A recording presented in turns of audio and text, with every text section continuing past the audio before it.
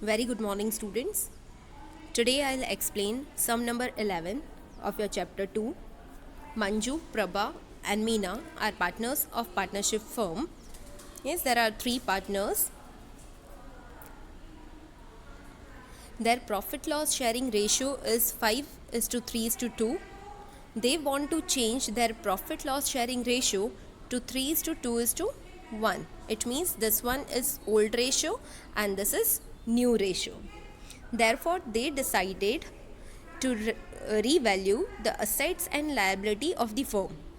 From the following information, prepare a revaluation account and balance sheet after revaluation. Now see, you have balance sheet with some information, yes, and you have to make some calculation. You have to give effect the way I explained you the sum number 10. For this sum, I'll just explain all the points. You have to solve this sum by yourself, yes. So let's start with the first additional information. The value of land and building is to be increased by 25%. So see, you have the value of land and building, yes, you have to increase 25%. Yes, here you don't have any limit that up to this value you have to increase. The increasing part is given 25%. So how you have to solve? See, here I'll show you the calculation. The rest all things, the entire sum you have to solve by yourself. So the value of land and building is 1 lakh, and now you have to increase 25%. So plus 25% of this 1 lakh. So 1 lakh multiply 25%. So you will get 25,000 that will be added in this balance. So now the present value of land and building is 1,25,000. Yes, so this way you have to give effect on the book value of land and building. Yes, ये amount increase हो रही है land and building की. So एक तो आप land and building में plus कर दोगे. Yes, the way I show you, and this increased amount 25,000 is our profit. ये हमारा profit है, हमारी asset की price increase हो रही है. So revaluation में credit side आएगा. I'm just writing here revaluation account on credit side. Yes, for this first point, two effects, the first one in balance sheet and the second in revaluation account on credit side. Then second, the value of furniture is to be reduced by 10%. आपको जो furniture की book value दी है उसका 10% आपको reduce करना है. Just see the balance and balance sheet. See, furniture 30,000. So here I am showing you the calculation. You have to write the book value in inside column in balance sheet. Is furniture, the book value is 30,000. As per given information, you have to decrease. So minus, and the decreasing rate is 10%. Yes, so 30,000 multiply 10%.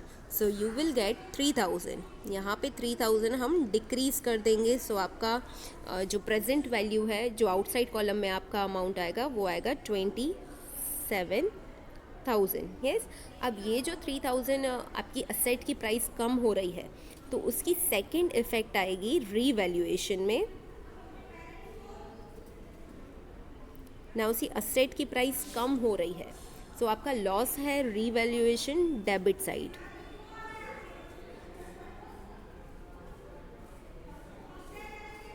Yes. Then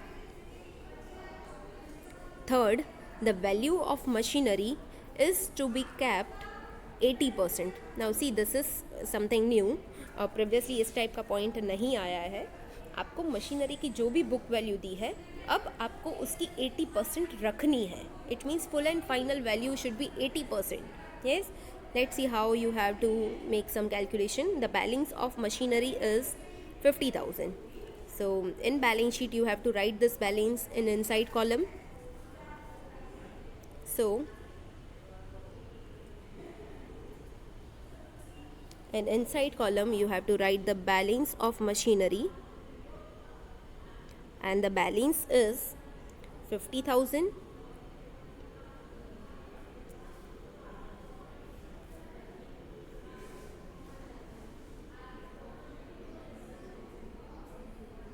As per given information, you have to keep the value 80% now. So first, what is 80% of 50,000? 50,000 multiply 80%. So 50,000 का 80% आएगा 40,000. सो अब machinery की जो price आएगी, जो value आएगी, वो आएगी 40,000. So here you are decreasing. Yes, कितना डिक्रीज करोगे तो 40,000 आएगा? 10,000. Yes, so here you are decreasing the value of machinery with 10,000 rupees. अब आपकी दूसरी इफेक्ट जाएगी रीवैल्यूएशन अकाउंट में. यहाँ पे आपकी असेट की प्राइस कम हो रही है, आपको लॉस हो रहा है. Yes, so you have to record in revaluation account debit side.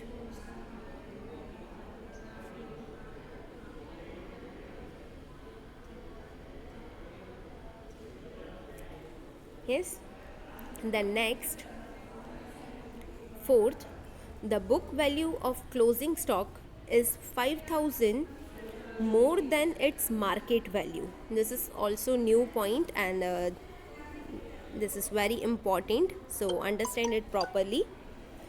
यहाँ पे आपको जो बुक वैल्यू दी है क्लोजिंग स्टॉक की, पहले तो कितनी दी है हम देख लेते हैं. See closing stock 40,000, this is the book value. Yes, balance sheet में ये शो हो रही है, ये आपकी बुक वैल्यू है.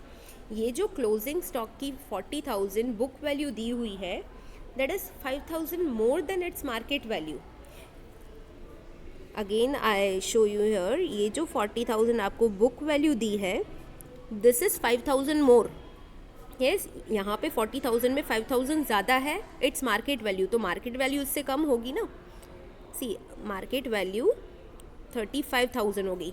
सो आई कैन से ना that this book value is 5,000 more than its market value. So हम तो प्रेजेंट वैल्यू से शो करते हैं. राइट नाउ मार्केट में उसकी क्या प्राइस है? 35,000. अभी बुक्स पे क्या शो हो रही है? 40,000. सो आपको रिड्यूस करनी पड़ेगी 5,000.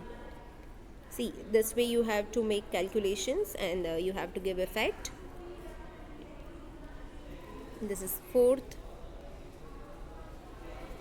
First, in balance sheet you have to write the balance of closing stock.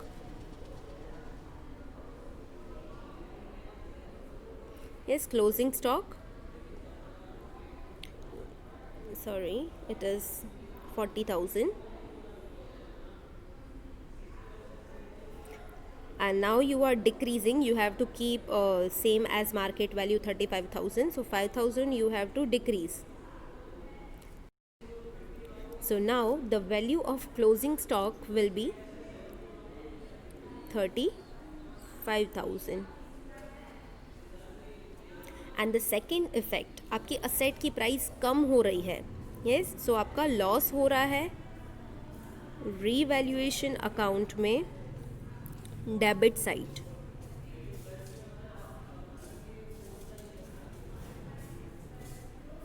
This way you have to give effect for this closing stock. Then next, fifth, total amount of 2,500 is to be kept for bad debt reserve on debtors. Now कल जो मैंने आपको bad debt का point explain किया था उसी तरह है, बट यहाँ पे एक न्यू चीज़ है, कुछ न्यू कॉन्सेप्ट है. Understand it properly. आपको यहाँ पे बैड डेप कितनी रखनी है वो अमाउंट दे दी है. 2,500 आपको बैड डेप रखनी है. यस, अब जब आप बैलेंस शीट में देखोगे तो ऑलरेडी कुछ बैड डेप रिजर्व तो है ही. यस, डेटर्स में से देखो 1,000 तो माइनस किया ही हुआ है. यस, अब आप क्या करोगे, बैलेंस शीट में इफेक्ट देने के लिए पहले तो डेटर्स का ओरिजिनल बैलेंस लिखोगे 25,000. So here I am showing you.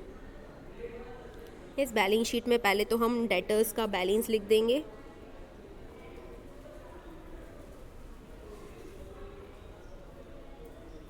And the balance is 25,000। Bad debt के पहले वाला लिखेंगे हम ओरिजिनल बैलेंस। यस।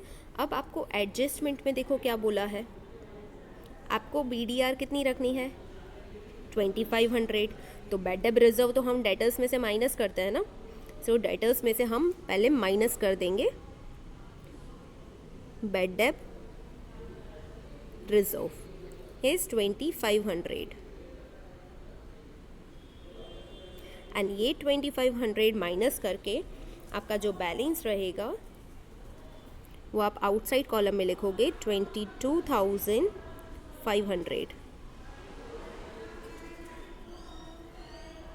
यस। अब जनरली जैसे कल के सम में मैंने आपको एक्सप्लेन किया था कि बैड डेट आपको प्रॉफिट में से अप्रोप्रिएट करना पड़ता है, प्रॉफिट में से असाइड रखना पड़ता है। यस। तो आपका इतना प्रॉफिट कम होता है, आप रीवैल्यूएशन डेबिट साइड लिखते हो। Yes. Again I show you here.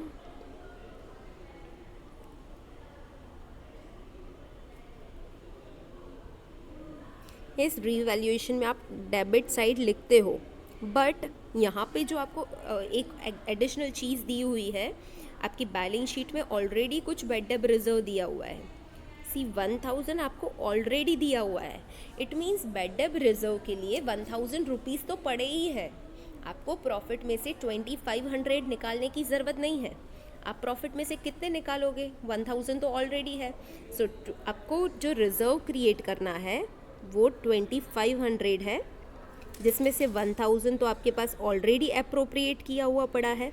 So remaining the difference amount 1500 you will appropriate. आप जो रीवैल्यूएशन से निकालोगे, रीवैल्यूएशन में डेबिट साइड लिखोगे, वो टोटल 2500 नहीं लिखोगे, सिर्फ 1500 लिखोगे। Yes. As already you have 1000, आपके पास ऑलरेडी 1000 अप्रोप्रिएट किया हुआ पड़ा है। सो यहाँ पे जो मैंने आपको इफेक्ट लिखी है रीवैल्यूएशन डेबिट, वो रीवैल्यूएशन डेबिट तो होगा बट 2500 से नहीं होगा, 1500 से होगा। Yes. Then next, an amount of 3000 among the creditors is now not to be paid। आपके जो क्रेडिटर्स का टोटल बैलेंस दिया है उसमें से अब 3000 को आपको पैसे नहीं देने हैं। यस। इस टाइप का पॉइंट कल के सम में आ चुका है, मैंने आपको एक्सप्लेन किया था। Again I explain you. Creditors का जो बैलेंस दिया है 40,000, अब उसमें से हम 3000 को पे नहीं करेंगे, सो क्रेडिटर्स डिक्रीज हो रहे हैं। So first you have to write the balance of creditors in balance sheet.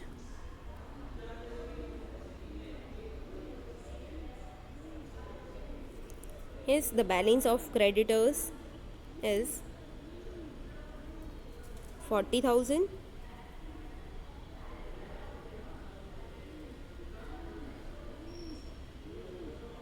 and now 3,000 you don't have to pay, so minus, now the balance will be 37,000। Yes.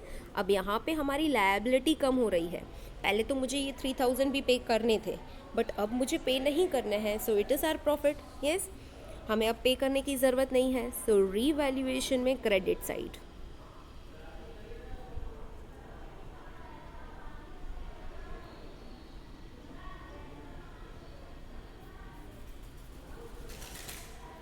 Yes, 3000। Then 7th, interest on bank loan for last 3 months is outstanding। Now see your balance sheet। See balance sheet में bank loan दिया हुआ है 12%। जो कल मैंने सम करवाया था उसमें भी कुछ परसेंटेज बैंक लोन वगैरह कुछ दिया हुआ था, बट वहाँ पे हमने इंटरेस्ट कैलकुलेट नहीं किया क्योंकि ऐसी कोई इन्फॉर्मेशन नहीं दी थी कि इंटरेस्ट कैलकुलेट नहीं किया है, पे नहीं किया है। बट इस सम में आपको बोला है कि ये जो बैंक लोन है उस पर 12% इंटरेस्ट है, 3 मंथ्स के लिए आउटस्टैंडिंग है, पे नहीं किया है, सो हमें इफ़ेक्ट देनी पड़ेगी। So in balance sheet, first we have to write the balance of bank loan, 12%, 30,000.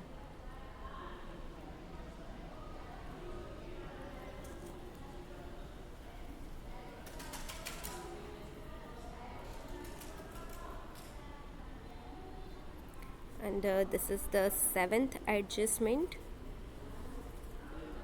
This one was 6th, and this one was 5th adjustment. Yes, so here first I'll write the balance of bank loan, that is 12%,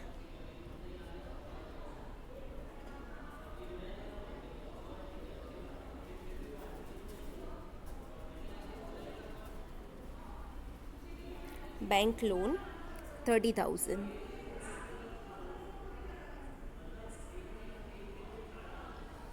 yes, अब पहले तो 12% कितना होता है हम calculate कर लेंगे. सी 30,000 multiply 12%, so you will get 3600. Yes, अब ये 3600 तो पर एनम आया, एनुअल आया. आपको जो एडजस्टमेंट दी है उसमें बोला है कि लास्ट 3 मंथ्स का आउटस्टैंडिंग है. सो आपको जो इंटरेस्ट कैलकुलेट करना है वो 3 मंथ्स का कैलकुलेट करना है. Yes, so multiply 3 divide by 12. So here you will get 900. Yes, यहाँ पे जो आपका इंटरेस्ट आउटस्टैंडिंग है वो 900 है. तो पहले तो आपको लोन के साथ ये इंटरेस्ट भी पे करना पड़ेगा. You can add in this और you can show separately outstanding interest, that is 900. आप प्लस करके भी लिख सकते हो या सेपरेटली भी शो कर सकते हो. सो हियर 30,900 एंड ये जो 900 इंटरेस्ट आउटस्टैंडिंग है अब आपको पे करना पड़ेगा. आपकी लायबिलिटी इंक्रीज हो रही है. So revaluation account, debit side. Yes, this way you have to give effect for all the additional information, all the transactions. Then after all the effects of these additional information, you have to check the remaining balances. आपको जो बाकी के balances दिए हैं वो as it is आएंगे. See, I'll mark here. Investment का कोई भी पॉइंट नहीं है, आप एज इट इज़ लिख दोगे बैलेंस शीट में. देन बिल्स रिसीवेबल का कोई पॉइंट नहीं है, आप एज इट इज़ लिख दोगे. कैश से रिलेटेड कोई आपको पॉइंट नहीं दिया है, एज इट इज़ आप बैलेंस शीट में लिखोगे. देन यहाँ पे कैपिटल और करंट अकाउंट है, तो जो रीवैल्यूएशन का प्रॉफिट आएगा वो करंट अकाउंट में जाएगा.